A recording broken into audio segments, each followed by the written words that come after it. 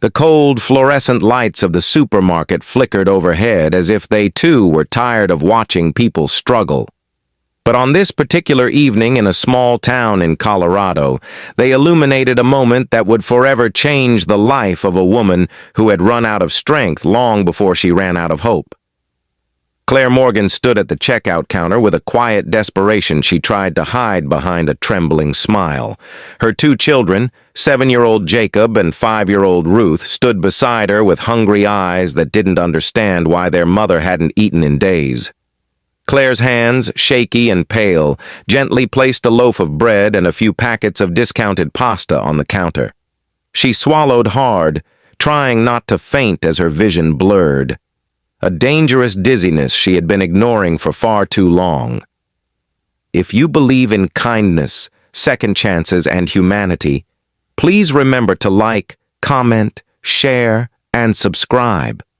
Your support helps us bring more inspiring stories like this to life. Claire was once a woman who dreamed of designing homes, of raising her kids in a warm, laughter-filled house, of living a simple but peaceful life. But after her husband's sudden passing 2 years earlier, the world had shifted under her feet. Bills piled up faster than she could pay them, and despite working 2 part-time jobs, hunger became a familiar ache she learned to ignore so her children wouldn't have to. She skipped breakfast, then lunch, then dinner, again and again. Her body weakened, her steps grew unsteady, and yet she pushed through every day because Jacob and Ruth looked up at her with the kind of trust that made her feel she had no right to give up. This evening was no different. After calculating what she could afford, Claire whispered prayers under her breath, hoping the total wouldn't exceed the crumpled bills inside her old wallet. She tried to appear calm, but the cashier, a young man named Mark Reynolds, noticed the way her fingers shook, the way she swayed slightly as if the ground were tilting. Mark had seen people exhausted. He had seen people stressed. But the quiet collapse happening behind Claire's forced smile was something else entirely. It was the look of someone trying desperately not to fall apart in front of her children. As he scanned the items, Mark felt a knot form in his chest. He watched her glance nervously at the total flashing on the screen, her shoulders tightening when she realized she barely had enough. He saw her take out a small packet of soup, the cheapest item, and set it aside with shaking hands, whispering a soft apology to herself. Jacob noticed, confusion clouding his young face, and Ruth tugged on her mother's sleeve, asking if they could still have dinner. Claire forced a smile that didn't reach her eyes and told them it would be okay, although every part of her knew she didn't believe it. Mark had grown up watching his mother struggle, had watched her sacrifice her own meals so he could eat. He recognized the signs instantly, the frail arms, the hollowed cheeks, the trembling lips that spoke soft reassurances even as the body beneath them was collapsing. Something inside him rose, a memory, a heartbreak, a sense of responsibility, and he knew he couldn't stand there and do nothing. While Claire reached for her money, her vision tunneled, and for a moment everything went dark around the edges. She gripped the counter to steady herself, but her hand slipped, and Mark instinctively reached out, steadying her before she could fall. The embarrassment flushed through her. She apologized quickly, trying to regain control, but her legs wobbled again. Mark gently told her to take a moment, speaking softly so the children wouldn't panic. In that instant, Mark made a decision that didn't come from policy, training, or rules. It came from empathy. He pretended to adjust something on the register, tapped a few keys, and quietly applied his employee discount along with a store voucher he had saved for months. He did it discreetly, not wanting Claire to feel pitied, not wanting her to feel small. When the new total flashed, it was significantly lower. Claire blinked, confused, her weak hands fumbling with the money. Mark nodded subtly, silently telling her it was all right. She didn't protest. She didn't have the strength. Instead, tears filled her eyes and spilled over before she could stop them. Walking out of the store, her legs shaky, Claire tried to steady her breathing. She didn't know how to thank Mark properly, She could barely hold herself upright.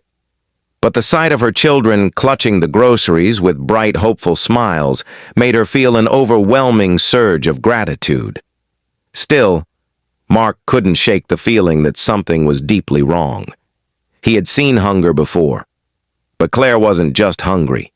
She was starving. Mark finished his shift, but he couldn't go home. Something pulled him. Perhaps the memory of his own mother fainting in their kitchen years ago because she had given him the last of their food. He stepped outside and saw Claire sitting on a bench near the parking lot, her head bowed, one hand pressed against her forehead. Jacob stood beside her, trying to fan her with a paper flyer, while little Ruth rubbed Claire's back gently. Mark approached carefully, making sure not to frighten them. When Claire looked up, he saw exhaustion, fear, and shame mixing together. He didn't ask questions that would embarrass her.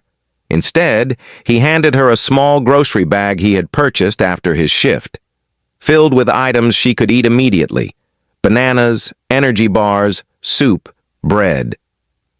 Claire looked at the bag, then at Mark, and finally allowed herself to cry in front of her children. Not from shame, but from relief.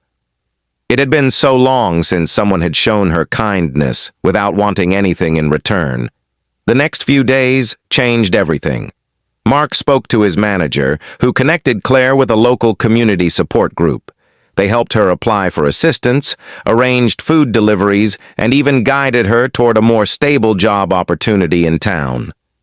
Slowly, Claire found her strength returning. She started eating again, her body regaining life she thought she had lost forever. Jacob and Ruth noticed the change, their mother standing straighter, smiling wider, her eyes no longer clouded with despair. One evening, months later, Claire walked into the supermarket again, this time not with trembling hands or an empty stomach, but with a steady heart. Mark was at the register, and when he saw her, the recognition flashed in his eyes. She thanked him again, but this time her voice was strong, full of life. She told him that her children were doing well, that she had been hired as a receptionist at a local design firm, and that for the first time in years, she wasn't afraid of the future. Mark didn't know what to say. He simply smiled, humbled by the realization that even the smallest act of kindness could change the trajectory of someone's entire life. Claire left the store with her children walking proudly beside her, and she whispered a silent prayer for the stranger who became her lifeline. If this story touched your heart, please like the video, share it with someone who needs hope, and subscribe for more real emotional stories that remind us kindness still exists. Before the story ends, please comment below. Kindness saves lives,